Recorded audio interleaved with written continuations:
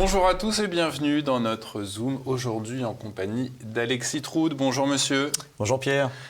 Alexis Troud, chercheur en histoire et en géopolitique. Vous êtes directeur du département d'études balkaniques de l'Académie internationale de géopolitique. Vous publiez cet ouvrage, Les Balkans, une zone grise au cœur de l'Europe, publié chez Perspectives Libres. Vous commencez votre ouvrage, Alexis Troud, avec cette citation de M. Mondolini, qui avait été ambassadeur de France en Serbie de 2015 à 2017 et qui évoquait l'action de la France dans les Balkans. Je le cite, « Nous avons perdu 20 ans ».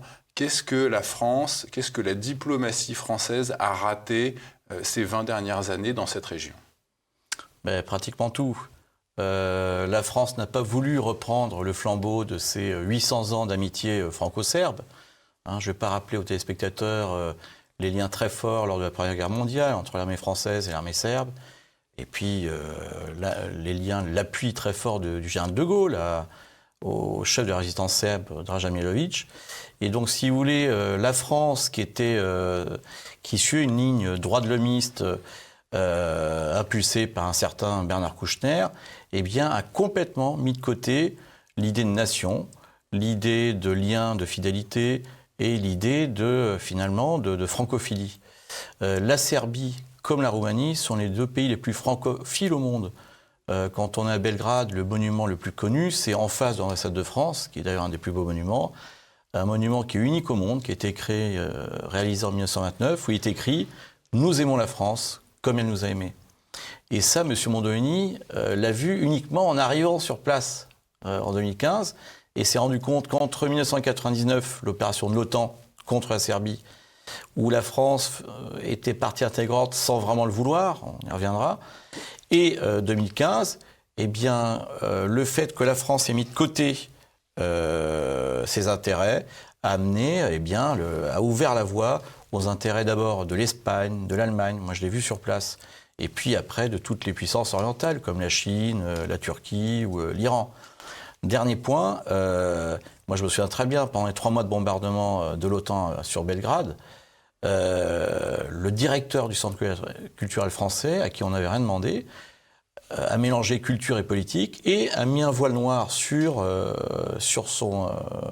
au centre culturel, a fermé le centre culturel. Au même moment, en face, les Espagnols laissaient le centre culturel ouvert, les Allemands, l'Institut Goethe aussi. Et au même moment, pour terminer, ce fameux monument où le peuple serbe voue une amitié indéfectible au peuple français, eh bien, un voile avait été posé une nuit. Dès le lendemain, les anciens combattants ont dit non, écoutez, l'amitié franco-serbe est plus forte que ces petits phénomènes tels que ce bombardement. Alors, l'Union européenne, comme la France, n'a pas non plus tenu son rôle. Pourquoi ?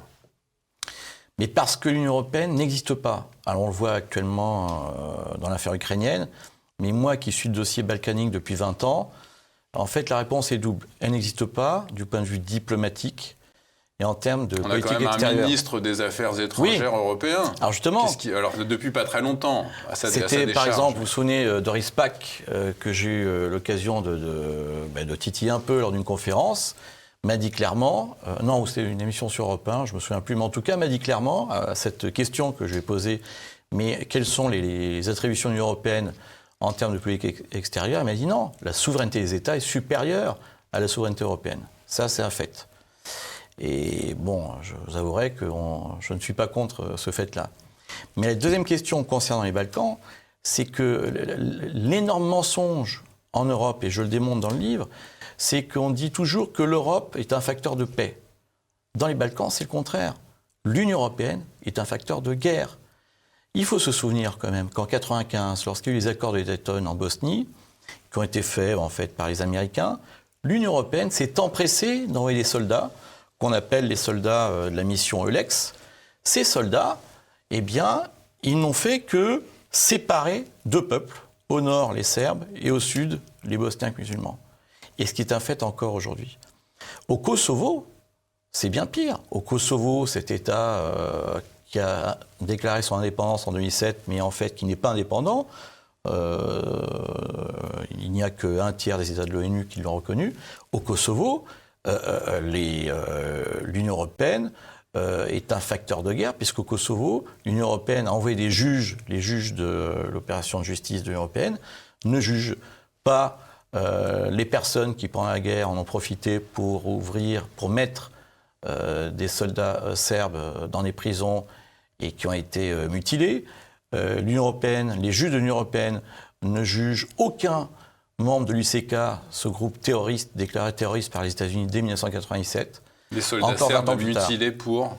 Mais uniquement parce qu'ils s'étaient battus pour la souveraineté de la Serbie sur le Kosovo.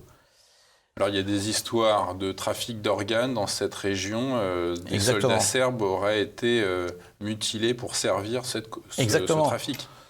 Ce n'est pas moi qui le dis. Carla Del Ponte l'a dit dès 2003, dans un de ses ouvrages principaux.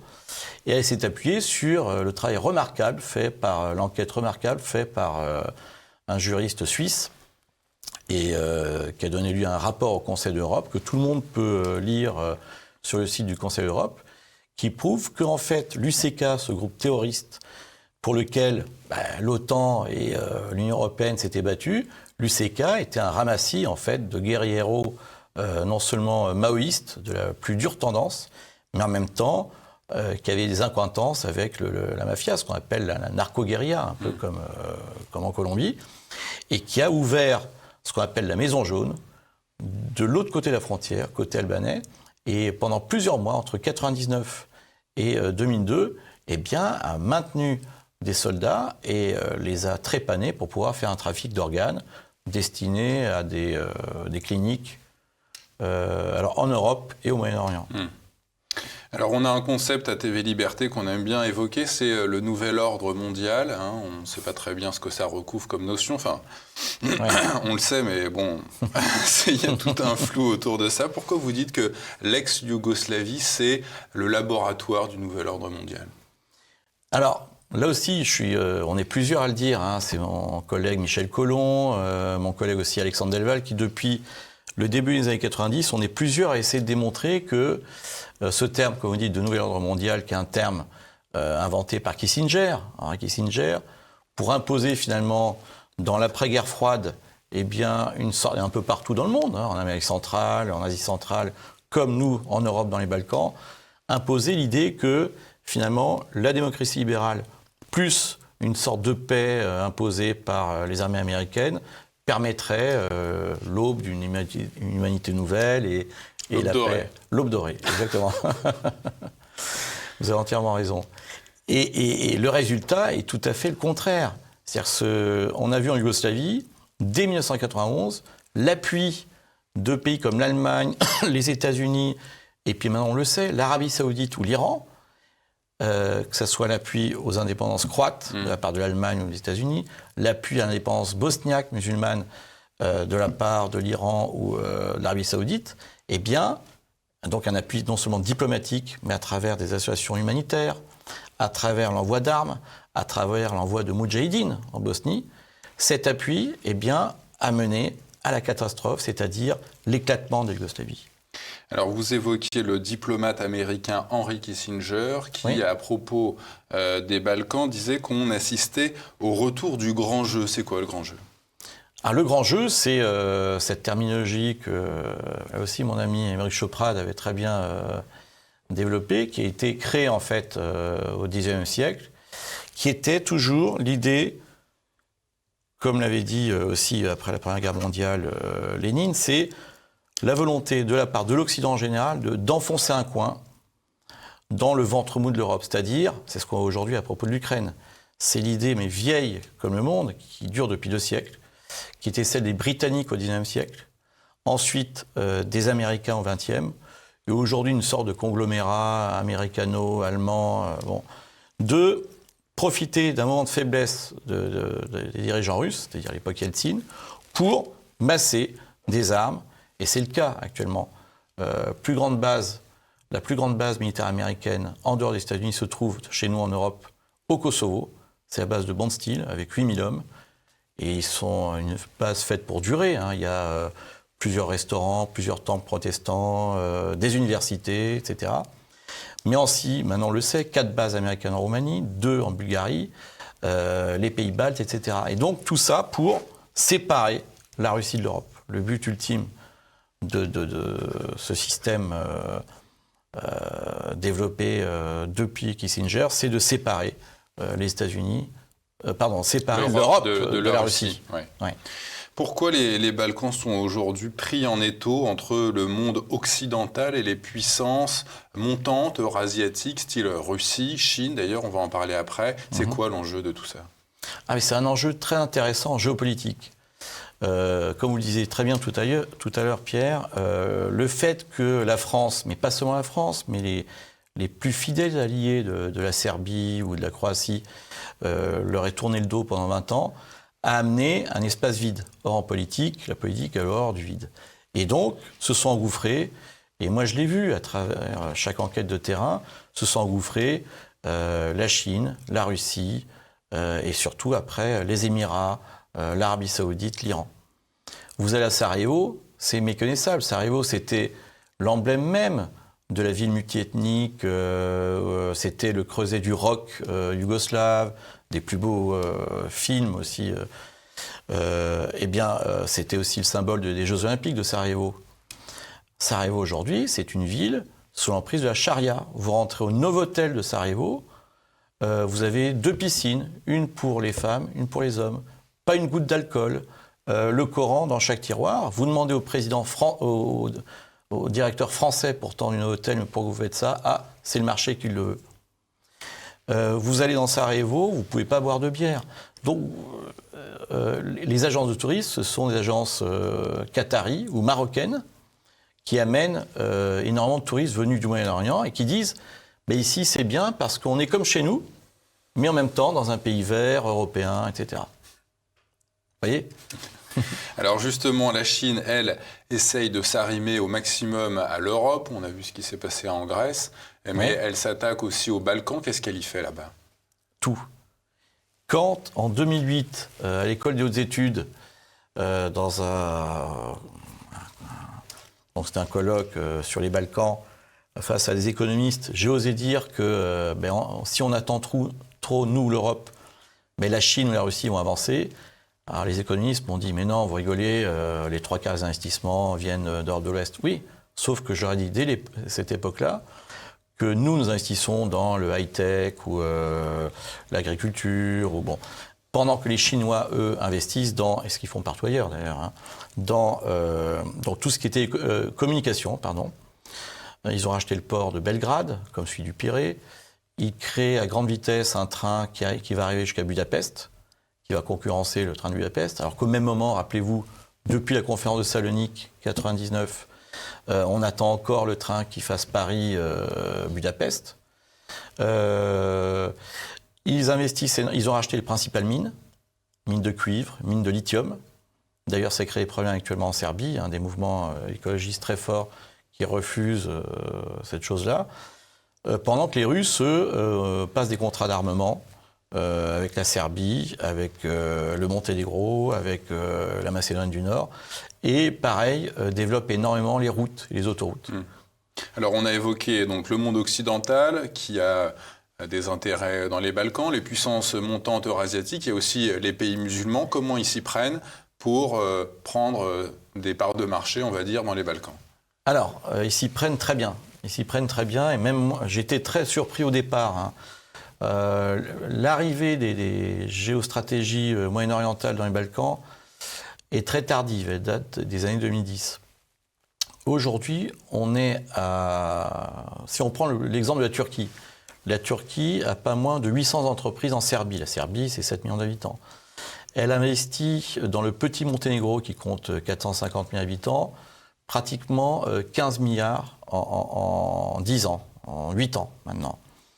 Et ce qui est incroyable, c'est que on aurait pu penser que les souvenirs de 4 siècles d'Empire ottoman dans la région repousseraient les dirigeants. Non. Au contraire, Erdogan a réussi à créer une sorte de mini Schengen. C'est la Bosnie, plus la Serbie et le Monténégro. Et donc, la Turquie avance très vite. Et donc, elle développe ce qu'on appelle une politique néo-ottomane dans les Balkans, au même rythme que ce qu'elle fait dans l'Asie centrale. Et ça se double, si vous voulez, d'une politique culturelle très forte, puisque les communautés turques qui sont éparpillées partout dans les Balkans, qui avaient des droits garantis déjà assez importants, eh bien maintenant peuvent avoir des subsides importants de la part d'Ankara. Et surtout, on voit fleurir énormément d'instituts turcs, les instituts donc turcs dans toute cette région. Alors, il y a 2 pays au sein de cette région des Balkans qui, on va dire, rencontrent des problèmes. C'est le Kosovo et la Bosnie-Herzégovine. Ouais. Est-ce que vous pouvez nous parler de la corruption qui règne dans ces pays? Si on avait plus de temps, je pourrais vous en parler des heures entières, parce que j'ai fait plusieurs rapports au Parlement européen sur cette question-là, avec d'autres personnes. Et à chaque fois, c'est terrifiant. Le Kosovo, c'est un État qui n'est pas reconnu par l'ONU. Encore plus que les auditeurs doivent savoir, c'est que c'est le seul État où le nombre de reconnaissances baisse jour après jour. Il y avait à peu près 93 États sur 198, on fait partie de l'ONU, qui le reconnaissaient au début des années 2010. Aujourd'hui, ce ne sont plus que... non, il y avait un peu plus de 110 États. Maintenant, ce ne sont plus que 93 États. D'accord. Grâce à une diplomatie quand même très forte de la part de la Serbie notamment. Donc ce n'est pas un État au sens de l'ONU. C'est une création américaine. C'est une création américaine, exactement, qui date de 99, puisque Madeleine Albright, qui était la secrétaire d'État américaine de l'époque, cette chère Madeleine. Exactement, Madeleine Albright, pourtant, qui avait été élevée par des Serbes, dans une famille serbe, à la fin de la Seconde Guerre mondiale, et qui s'est retournée complètement. Et si vous voulez, le Kosovo, c'est à la fois c'est un trou noir au cœur de l'Europe, puisque c'est là la proportion la plus forte de djihadistes par rapport au nombre d'habitants. C'est des camps d'entraînement de djihadistes au cœur de l'Europe. Et ce que j'ai montré dans le livre, c'est qu'il y a des liens très forts pour nous, et c'est pour ça que je ne comprends pas pourquoi est-ce qu'on ne revient pas sur cette, comme beaucoup d'autres pays, comme les pays africains, sur cette reconnaissance du Kosovo un peu trop hâtivement donnée par le président Sarkozy en 2007. C'est que 2 des 3 terroristes du Stade de France arrivaient du Kosovo. Et rappelez-vous, l'attentat de Nice, les armes arrivaient du Kosovo. Donc, tant qu'on laissera le Kosovo dans cette situation-là, aux mains des Américains, et comme un abcès au cœur de l'Europe, on aura des problèmes vraiment très très importants à régler. Et ces pays, le Kosovo, Bosnie, sont également les plaques tournantes du trafic de drogue, trafic d'esclaves, des femmes, organes et armes. Exactement. Ils cumulent vraiment tous les handicaps. C'est ce qu'on appelle, nous, un État failli. Ce sont des États faillis, c'est-à-dire où le gouvernement ne maîtrise plus rien. Le Kosovo, notamment, c'est un pseudo-État, si vous voulez, qui ne peut pas exister historiquement, puisqu'il n'y a pas de base historique, où chaque communauté est meurtrie. Même les musulmans Gorani sont obligés de se retrancher dans le sud-est du Kosovo. Il n'y a plus un seul Serbe ou Juif dans la capitale Pristina. Les Roms, les 2 tiers des Roms ont été obligés de quitter le Kosovo. Et puis, il y a au cœur de l'Europe un phénomène de ghetto. Ce sont les Serbes qui vivent dans des villages entourés de fils de fer barbelés. Et donc, c'est un véritable apartheid qui n'est jamais dénoncé, mais que moi, j'ai à chaque fois démontré, un apartheid au cœur de l'Europe, qui est littéralement insupportable. Vous dites que l'émiettement de ces pays des Balkans n'est pas terminé. Qu'est-ce qu'on peut redouter exactement si rien n'est fait?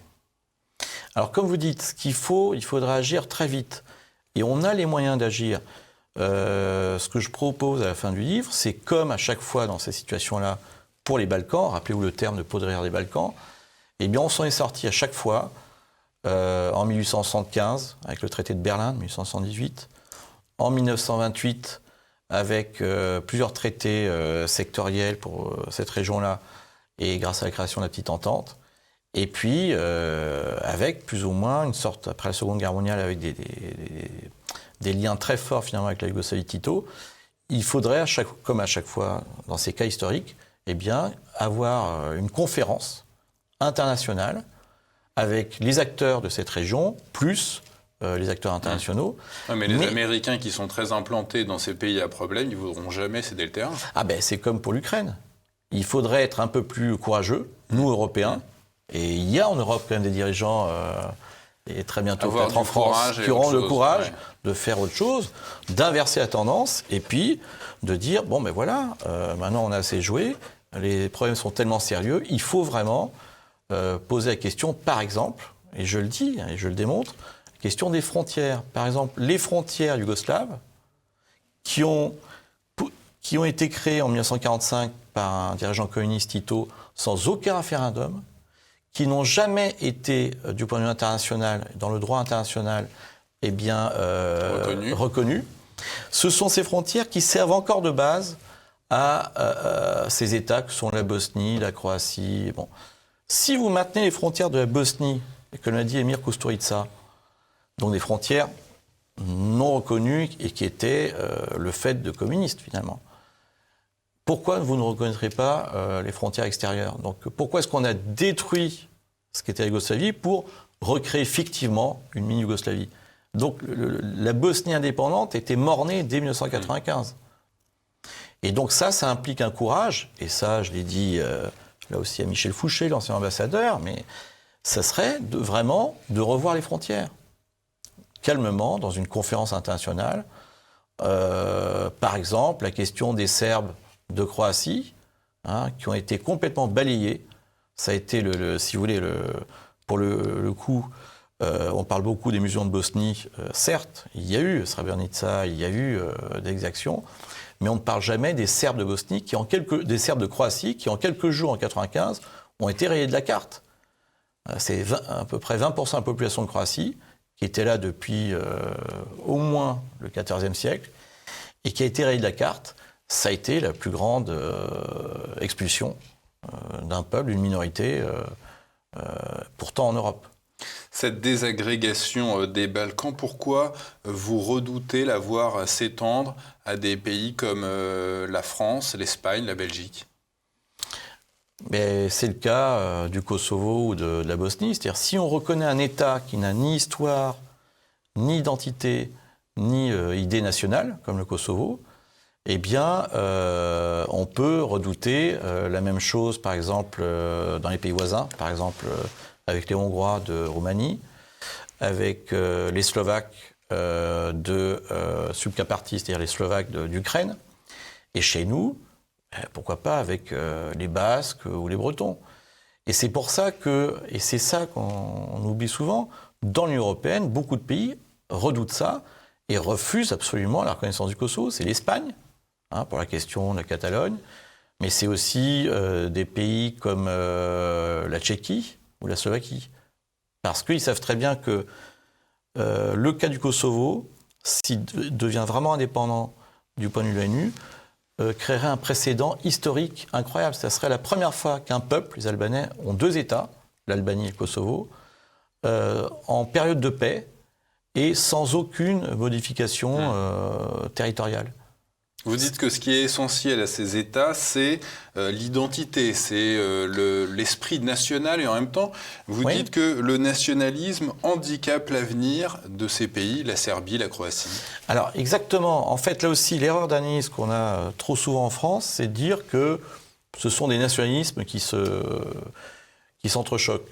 Alors on ne peut pas refuser, la première remarque à faire, c'est qu'on ne peut pas refuser à des nations qui étaient sous des empires, là en l'occurrence 500 ans d'empire, soit autrichien, soit ottoman, puis après la Yougoslavie communiste qui était un empire finalement, de passer par une phase nationale. La Serbie ne renaît qu'en 2006. Sur le temps long de l'histoire, c'est très court. Et donc on ne peut pas leur refuser d'avoir un plan national ou une idée nationale. Bon. Donc pourquoi vous dites que ça handicape le nationalisme? Donc il faut d'un côté respecter cette idée de nation, toute nouvelle, de renaissance nationale pour la Serbie, pour la Croatie, pour la Macédoine. Mais en même temps, il faut savoir que ce sont des pays qui ont une habitude de multi-ethnicité, comme on dit maintenant, où il y a énormément de minorités. La Serbie, c'est 26 peuples. En Voïvodine, au nord de la Serbie, au Parlement de Voïvodine, Et ça se passe très très bien. À Novi Sad, il y a des débats qui se font en 5 langues, en hongrois, ruthène, serbe, croate et rom.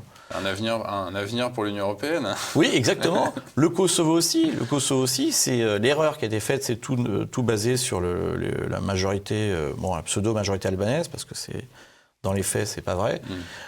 Il y a énormément de minorités, les Turcs, les Macédoniens, les Gorani et les Serbes. La Bosnie aussi, c'est finalement un pays très multiethnique. Donc oui, c'est toute vraiment il faudra jouer sur les deux. C'est-à-dire accepter qu'il y ait un sentiment national du côté des peuples majoritaires, tout en sachant que partout dans ces pays-là, il y a vraiment des systèmes qui sont très multiconfessionnels et multiethniques. À la France de se doter donc d'une diplomatie qui a du courage. Exactement. On va le dire comme ça. Nous l'espérons. Les fortement. Balkans, une zone grise au cœur de l'Europe, c'est un ouvrage passionnant qu'on peut se procurer sur la boutique officielle de TV Liberté. Merci Alexis Troud. Merci bien, Pierre.